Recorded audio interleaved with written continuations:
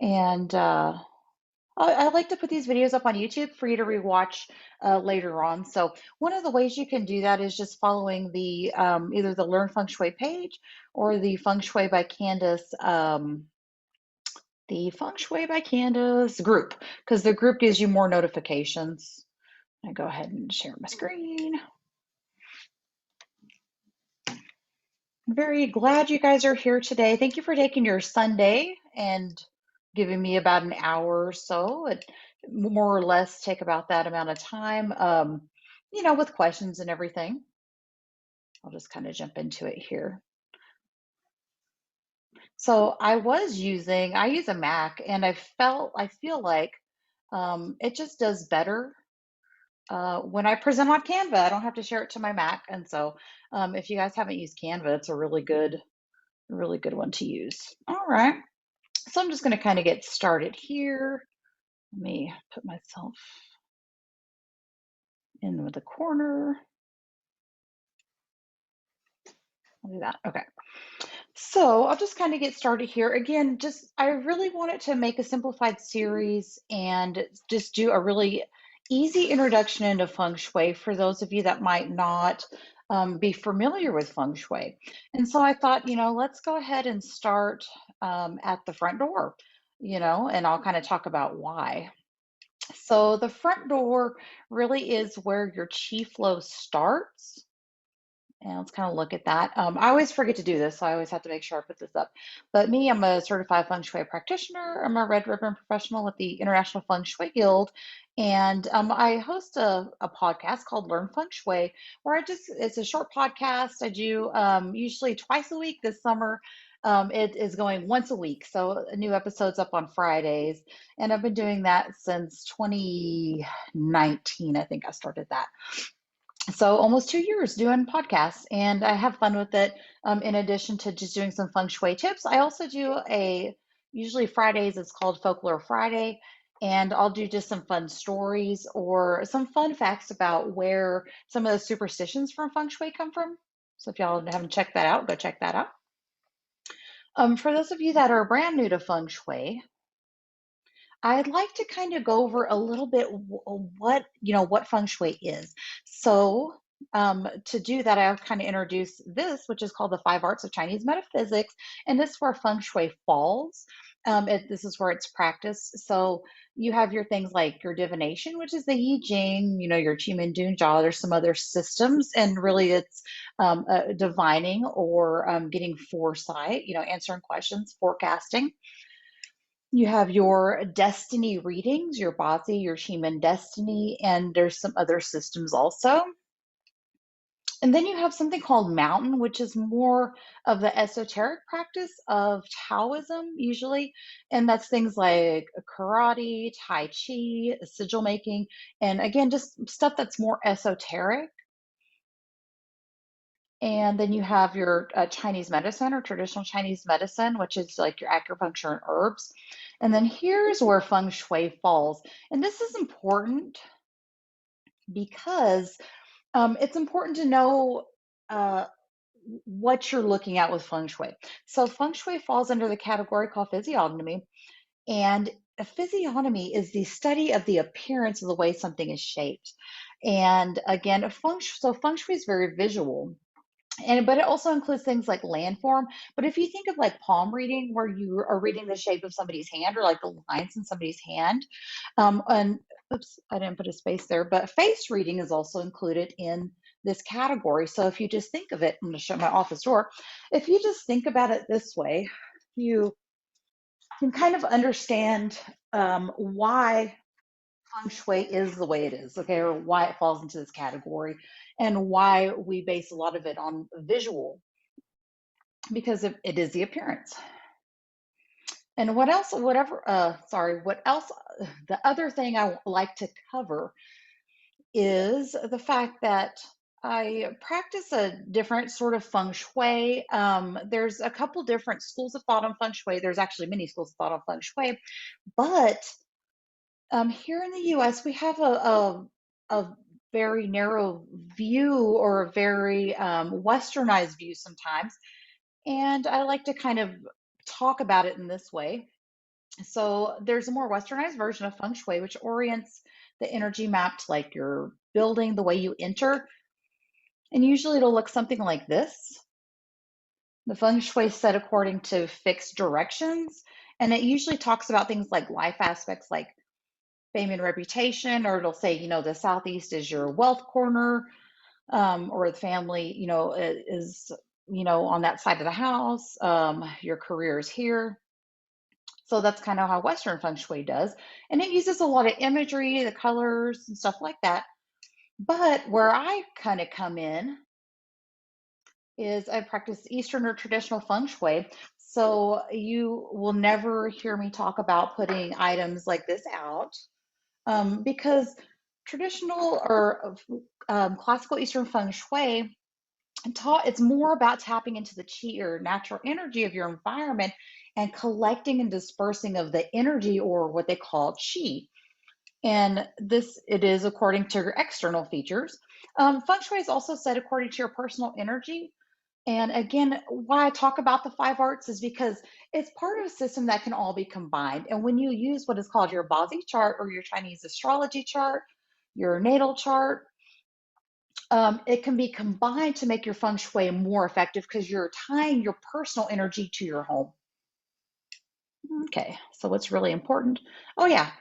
So I didn't cover this. It orients the energy map according to the compass direction of your home. So south will always be in the south, east will always be east. And there's not really a fixed life aspect because we all have personal energy that's very unique to ourselves. So, an area that may relate to my intelligence or my learning or my wealth would be different than somebody else's.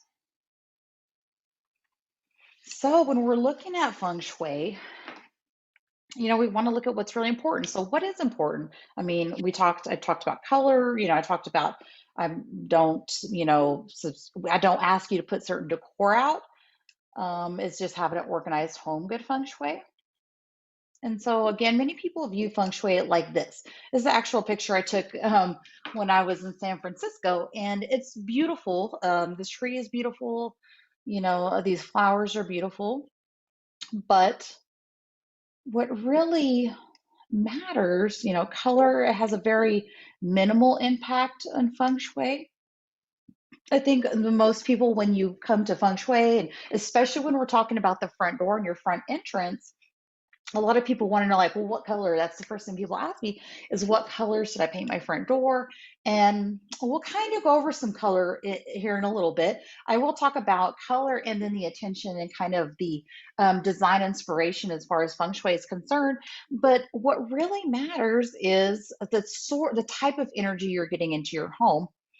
And I won't cover that too much, but the direction your house faces does determine the type of energy you receive.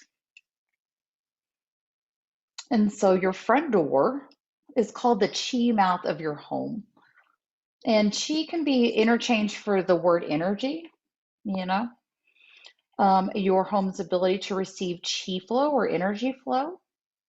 This comes from your external energy and your external environment. Think of it as circulating around your home before it has to come in. So, one way to think about it is you have to so this is like a good analogy. You have to be able to collect money before you can spend it. And so think of it as your home's ability to collect money, and then when it comes inside, the way it's dispersed within your home um, is like your home spending money, if that makes sense. So it comes into your front door via the front entrance. And making your entrance one of the most important features in your home or your office. So I'm going to talk about a couple things you can do in your home and a couple things you can do in an office space. Some ways to see if you're getting good chi flow in an office space. And to start out, you kind of want to start out with a big picture view of where you live, what kind of energy or chi you're receiving. If you have positive surrounding environments, especially mountains and water, then you're going to have a good feng shui somewhere. Okay. So I know like I said, I live in West Texas, and I actually live like on the plains of Texas, and it's just flat. And so we have water. We don't have mountains. Our land is very um, small contours. So you can maybe see like an elevation change a little bit, but you won't see a mountain over here.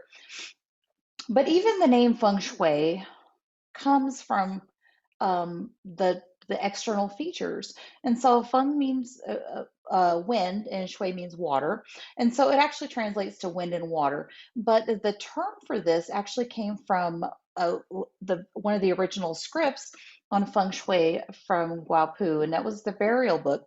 And he talked about qi or energy flow being dispersed from the mountains by the wind, and it gathers on the boundaries of water.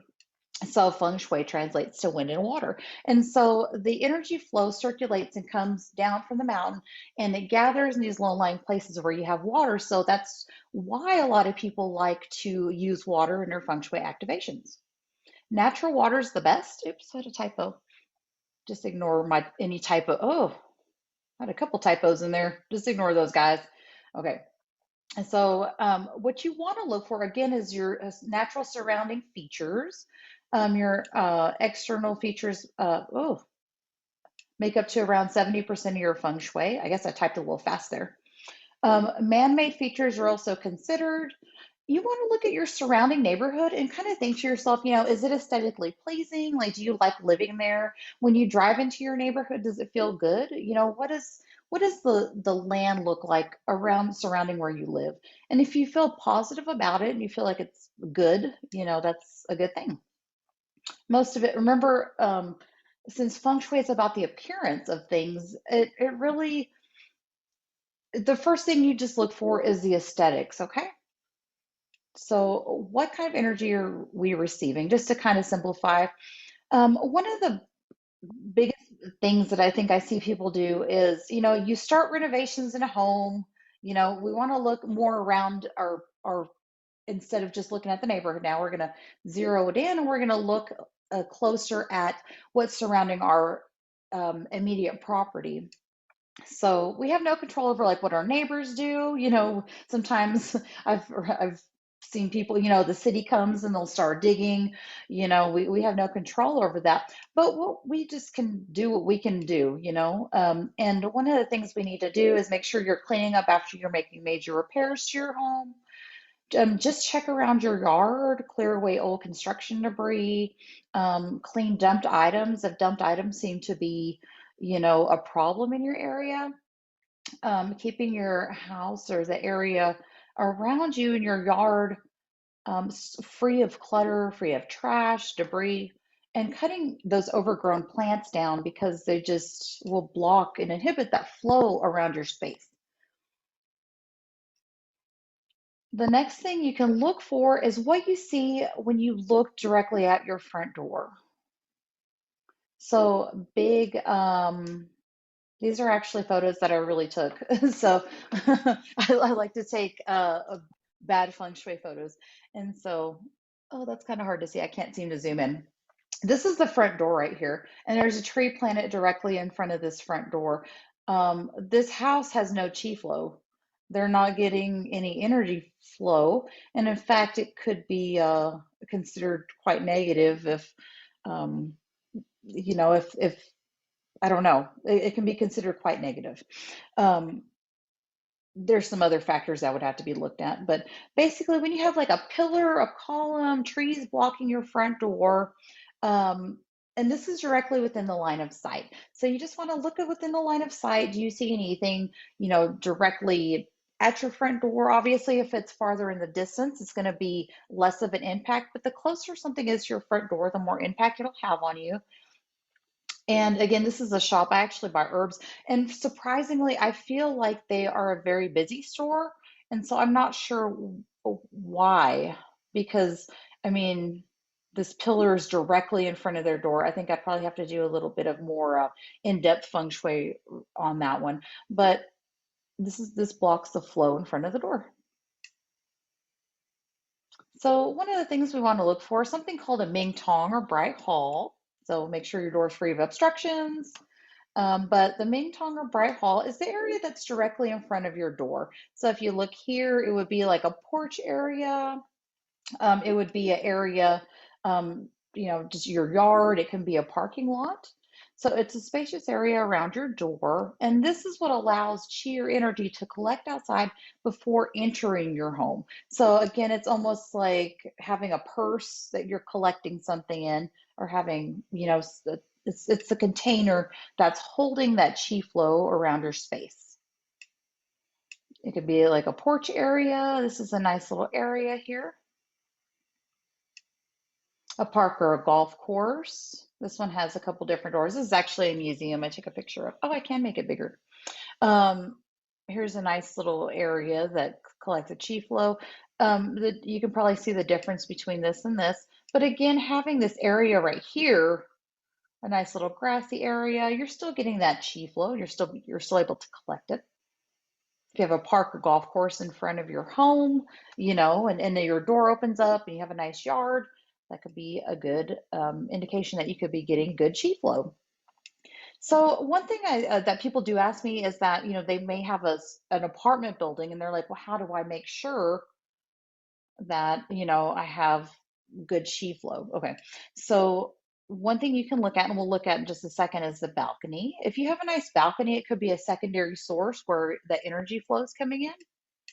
If your front door faces, this grassy area here, this is a really good one I took, because when you look at apartments, sometimes it's hard to, somebody, you might think like, well, I don't have a home, I don't have a house, I just live in an apartment. But this nice little courtyard actually allows the collection of that energy and that chi flow. And so if you can kind of see, there's a door right here, and it kind of faces this nice little grassy area. I think there's a door right over here, and there's some doors on this side, and they face this nice little grassy area, and they allow for that collection of energy flow. And then, of course, alternatively, you can use a balcony. Sometimes if you live in an apartment, you may be facing like a wall or a hallway, and especially if it's an inside entrance. And so you can just open up and use your balcony. Outside of a business, so if you own a business and you're looking at, spaces, and you want to make sure you're getting a good feng shui in that space, and this door is right here, and it faces a nice little courtyard over here. This right here, it faces this area here. It looks narrow in the picture, but it's not. There's a nice little walkway that you can, it's open, nice little space. And on top of it, these bushes actually kind of act to hold in and collect that energy flow too. If you just have a parking lot outside your business, it doesn't have to be fancy. We don't have to think of feng shui in terms of being super fancy, or being, I have to make it, be a certain way or look a certain way or design it a certain way. Because remember, it's all about that energy or chi flow. So this parking lot right here is a nice big space that collects that energy.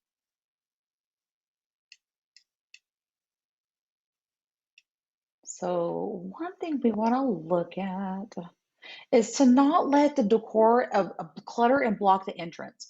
And so this is one of the biggest mistakes I see too, is that people will over decorate. Like this one's fine, but people, actually, I think this one's pretty good too. I have a bad picture on the next page, but they try to overdo with the decor. Maybe they put some benches or some furniture out there, and that's all well and fine, but make sure it's in proportion to your space and you're not cluttering and blocking that chi flow.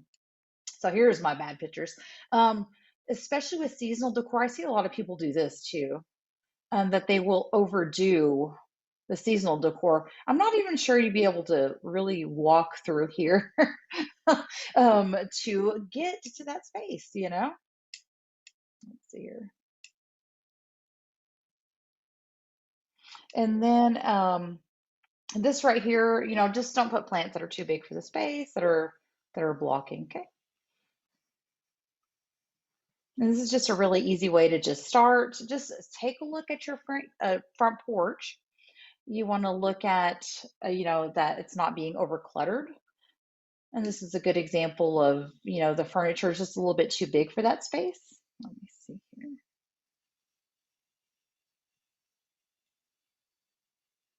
I'll look at questions in just a second. The door can, so I think I saw somebody in the chat say, let me look, where'd it go? I'll look in just a second, that the door still opens freely. Yes, the door still does open freely, but you don't want to block the space. Even if you can come in that door, okay. Think about it this way, when you're coming up the walkway, if you're having to go around furniture, if you're having to go around decor, if you're having to like move plants out of the way, um, then your entrance is obstructed. Same with hedges, you know, you want to make sure those don't get out of control. You're trimming everything down, you know, making it not overly obstruct the walkway. I need to take a picture of one of the people in one of the houses in my neighborhood. They have real pretty landscaping, but they have this big grass and it's like covering the walkway and you can't see the door. You know, here's another good example. Remember, you want it to be open and spacious. So even if the door still opens freely, you still want to make sure that it is not being blocked or obstructed by anything. You know, hedges blocking the door there. I think I took this from my window and there's like a streak there. That's from my car window. There's a wall right here. I know sometimes I've seen that too with houses. There'll be a wall right there, kind of blocking. And that's okay because I believe there's a little, oh, there's a little porch area right here. But this shrubbery's kind of blocking the way there. I'll talk about this in a second. Does anybody have any questions on the external or that Ming Tong? Did we have any other questions? Let's see here. I don't see any so far. Feel free to type your questions and ask if you have any. So that's looking at the outside of our environment. That's looking, you know, at our front door. We're looking outside. We're taking a look from the, you know, maybe from the street. What do we see? How is it looking? Is it anything blocked? Is there any external features? And is there anything we need to clear away, clean up, declutter?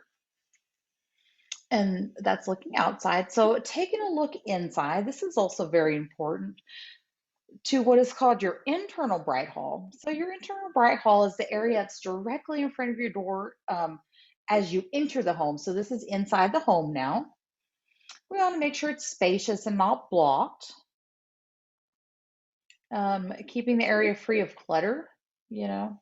Some of these, it's really hard to find pictures that you don't have to especially for homes.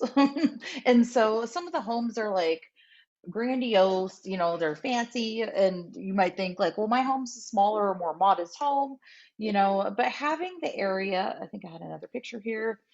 If you come into your home and you directly see stairs, that just means the chi flow could be going upstairs instead of circulating around down. I don't feel like this is really close here.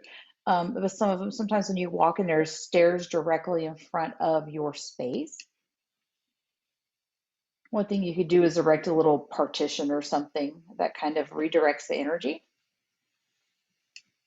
There's a nice picture. See, these stairs are nice and far away from the entrance. Again, when I look at pictures, I have a hard time sometimes finding just regular homes. You know, most of the homes I go into and or I look at and do feng shui for, pretty much there is a living room when you enter, and this is perfectly fine. Just you just don't want to clutter the area up with anything that's like obstructing. Let's see here. I'll cover that in just a second. So Catherine did ask if the stairs face the entrance, what can you do? Again, let's see here. Let me find a good. Erecting a little like a partition. You could put, you know, those folding screens that um, you can buy like at Hobby Lobby, you can buy at Michael's, you can buy like any kind of home decor store. You could probably find something to it when you're walking in your door, the way you come in your door is the way the energy flows. So if you block those stairs there with something, you know, it could be like a small half wall, you could walk the other way. Don't block your door directly, but if you were to redirect the way you come in your door, that redirects the energy also, if that makes sense. So if they're directly facing your like when you're coming in your home and it's directly there, if you're not able to put anything there, then you just might not be able to do anything. But I always tell people to try and be creative with their furniture, with the decor, because you can redirect it by walking a different way or by blocking it, if that makes sense. Let's see here.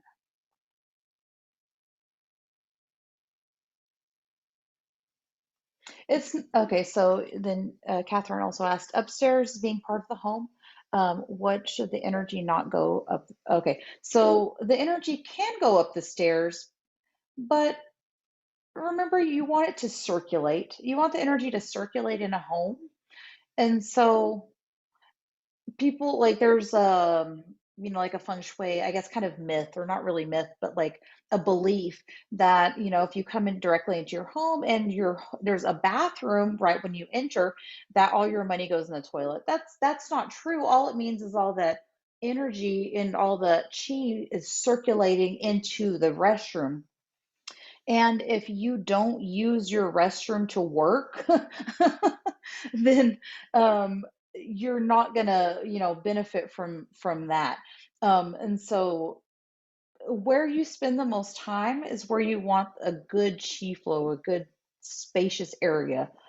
And so all it means is that this energy flow is up the stairs, it's going upstairs. It means that you may have more chi circulating in that area. So, but how often do you use these areas to work or to study? How much time are you spending in them? Because you want chi flow in the areas that you're spending the most time in. Yeah, if you work upstairs, yeah, it could be fine. So yeah, it's not that it's a bad flow. It's just that the energy may be wasted if it's not collecting before it enters. You want it to circulate slowly around the home, if that makes sense. And when you have like if you open the door and you have a room right here or something, just shut the door. Again, it's just kind of redirecting the flow of energy. But yeah, if you have an upstairs office or something and you come in and your your door is facing that way, you could be benefiting from the chi flow. I'd probably have to see if your floor plan and look at some other things, but yeah, I think that's enough space there. Let's back to the living room. Just entering the living room is good. Make sure you're not, again, the area is clutter free. It's hard sometimes when you have a little bit smaller home to find where to store everything. Just make sure you're not blocking the areas. Try and keep it a little more tidy. Clutter is not really part of feng shui, but it is. So when you have clutter, the chi is not able to circulate in the area, if that makes sense. So even though like decluttering is commonly associated with feng shui, it's not. Being organized and all that is not really part of feng shui. But again, it's about the circulation of chi, and if the clutter is inhibiting the area, then you want to make sure you declutter. Oh, yeah, I see this a lot too. Don't block the inside entrance with furniture or decor. Make sure your door opens all the way. If you are having to hit like furniture when you open your door, maybe, scale your furniture down a little bit in that front area. Like this would be a nice thing. One thing you don't want to see when you open your door is like beams. Again, just like when you look outside, in that line of sight, it's the same thing. When you look inside, what's within the line of sight in your space? If it's a nice area, a nice open area, then you are getting this nice circulation of energy flow. And so for a business, this could be a lobby inside a building or a waiting room outside your office. And so you could just be sitting here, and then there's this nice, this would be outside your office. It looks like there's a nice space over here. then you have a nice little area there. So again, kind of using just like a common sense and kind of just using, oh, where am I at? Kind of just using, make sure I don't have any questions. Okay. Yeah, just kind of just using common sense, is the area blocked off? Am I, is the chi flow circulating? Plants add a nice touch to help hold in the energy. You can use plants also to redirect energy. And so, say, I like how they have this plant in the corner right here.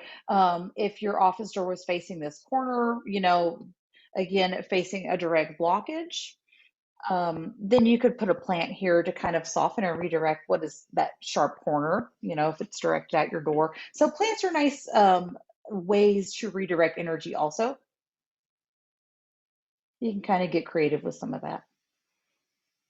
Especially if, so I could probably, I'll probably talk about this next month in the bedroom one, but plants, we don't love to see a lot of plants in the bedroom, but they are a nice way in your bedroom to kind of soften up if you have a lot of corners. I know some people have like irregular floor plans and they'll have a lot of corners in their rooms, irregular shapes.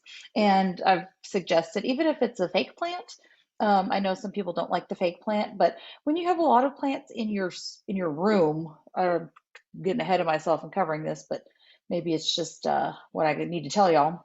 When you have a lot of plants in your room, it could be too much yang energy, too much active energy in a space that's supposed to be more calm. But in an office, they're great. Okay. And so, since color is a popular topic with doing your front door, and a lot of people want to know what color to paint their front door and all that. I'm going to go over some colors and kind of talk about how you could kind of pick a feng shui color for your space. Now, I will say I've heard, and so I don't know how this is estimated. Your external environment, what's around you, your surrounding mountains, that cleaning up your space in your yard, all that that is a large, large portion of your feng shui. And just having a nice external environment, because again, that's where the chi or the energy comes from, is your external environment.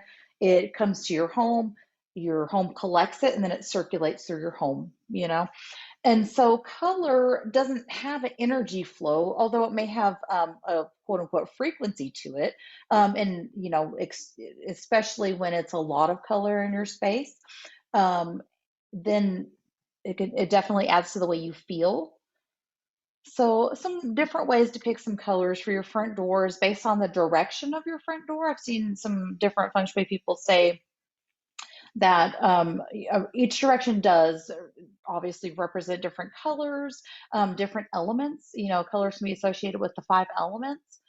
And honestly, I always tell people just setting the intention for their space and using color psychology is the best thing you can do, because if you don't like a color but your house faces south, and you're like, well, I don't want a red door, don't paint your door red, because you're not going to like it and you're going to be uncomfortable coming home. So use color psychology, um, and use how you feel about the color and how it makes you feel, more than you're trying to use feng shui, if that makes sense. Remember, since feng shui is about the collection and the distribution of chi or energy flow, the color your door is very, very minimal impact. But with that being said, people do like to, they want to feng shui the colors on their doors. And so the south, you can do colors like, so if you are standing at your front door, you just take your compass on your phone and you face out, looking out your front door. That's the direction your house faces. And so a lot of people, it's really popular to pick a color based on the way your house faces. So if y'all want to screenshot, I think you can probably screenshot this, feel free to do that. So south, it's the element of fire. So colors like reds, which is very popular in really in Asian countries. One of the myths is that you need to paint your front door red for good luck. Red is a good luck color in China and in Asian cultures. And it used to be used to denote and mark like imperial officers, houses. And so it was said, it's supposed to bring you fame or recognition in your career and all that. But really, it's just traditional color for Chinese culture. And so you don't always have to paint your front door red, but it is a popular color. If you want to do, a fire color, also deep bright pink, which I don't know if you want to do your front door that way, or like those orange colors. The north is the element of water, and you can do, blues, blacks, deep purples if you want to do that.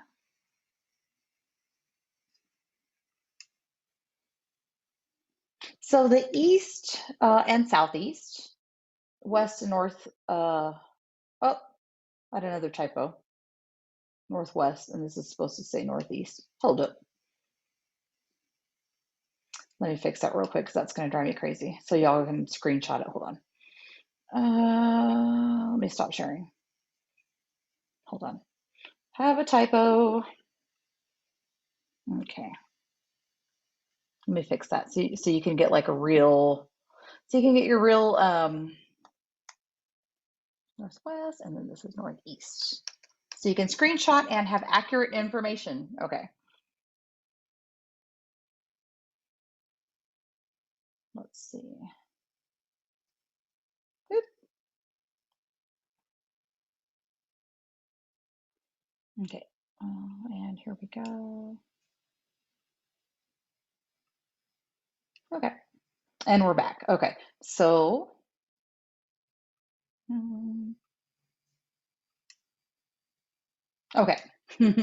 That is fixed. Sometimes I get going fast and I think I'm going to fix that later, and then I don't. Okay. So east and southeast are the element of wood, and think of plant type colors. A lot of like soft purples and greens are associated with this wood element, or this. So think of design inspiration from these type of colors. And west and northwest are the. Oh, I still forgot to put a H. Northwest. That's what I put. It's the ADHD, I guess. I don't know. That's okay. Y'all know what I mean. Okay. So metallic colors, holographic colors, white, satiny, rainbow, glittery, and gray, are really nice design inspirations for metal, or if your home faces north or northwest. And so southwest and southeast are the element of earth, and earthy tones are, often used: beige, browns, golds, peach, soft pinks, yellows, and even like the terracotta type color. And so you can kind of take some design inspiration from that. And then if you, another way to do it is if you just want to represent the element, you can use these colors too. So you don't have to use the direction your door faces, but you could say like, hey, I think I want to, incorporate the element of wood, which represents growth, and so I'm going to paint my door a real pretty purple color. You could have that sort of association with it. You don't have to just based on the way your house faces, again, because it has such a minimal impact that you don't really have to worry about color. You don't have to overthink color. When I first started doing feng shui, I was so worried about, like, I was like, I like the color gray and I want to paint my walls gray. And I was worried about it. And when I started learning more about, using Eastern feng shui, again, just the distribution of energy or chi flow, you don't really have to worry about the colors and stuff. So, so that may take a load off some worry there. All right. So remember that the main point, again, which I've said several times here, of feng shui is to collect and circulate qi flow. So color just has a small and minimal impact. And so do we have any questions? Let me see here. Let me see if I have any questions in the chat. I don't have any questions that I haven't answered yet. So y'all feel free to ask away, because I'll probably bring it to a close here in just a minute. I'll just move that to the side. Okay. So one of the things I do offer, because when you start doing classical feng shui, sometimes it's kind of hard to figure out like where everything is in your home. And so I always offer a free 15-minute call. If you just send me your floor plan, I'll map the energy, I'll do energy mapping based on the compass. I just need a copy of your floor plan, and I'll show you how to get a direction, and get a facing direction from your home, and I'll lay this energy map over it for you, and we can kind of talk about what everything is. And I send you a guide on, I'll send you a guide on, let me see here, on what each space represents, and, like design ideas and stuff like that. Ooh, so, okay, let me send a link. Um,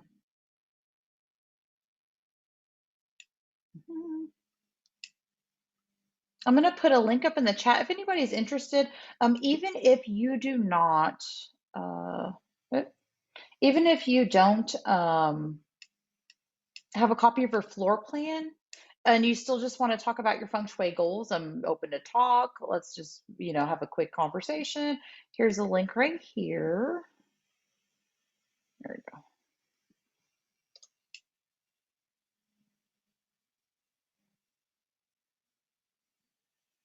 Or even if you just have questions that you don't feel like asking today, we can talk about that too. So I'm down to chat, guys. I'm down to chat.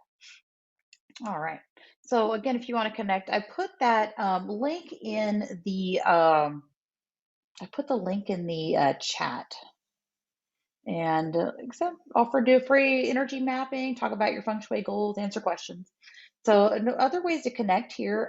So next month, I'm going to be doing a feng shui for your bedroom, and I'm going to talk about some bed positions. We'll talk a little bit about color for the bedroom and some stuff like that. So I hope you guys join next month. You can just go to that same event page that you registered for the front door one at, and it'll be on there.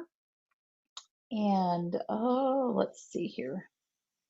So again, if you haven't followed the Learn Feng Shui page, you can follow that on just all social medias. I'm at Learn Feng Shui, Learn Feng Shui Now. You'll see the little Learn Feng Shui podcast logo. And if you want to learn more about Feng Shui and want to check out the podcast, it's available on all podcast platforms. Let's see here. There we go. I don't think I see any more questions. I hope everybody learned something today. If you learned something today, give me a thumbs up in the chat. I would like to know your biggest takeaway today. Awesome. I'm glad you learned something today, Catherine. I'm glad you could. Thanks for the questions. I like getting questions. Thanks, Elizabeth, for jumping on.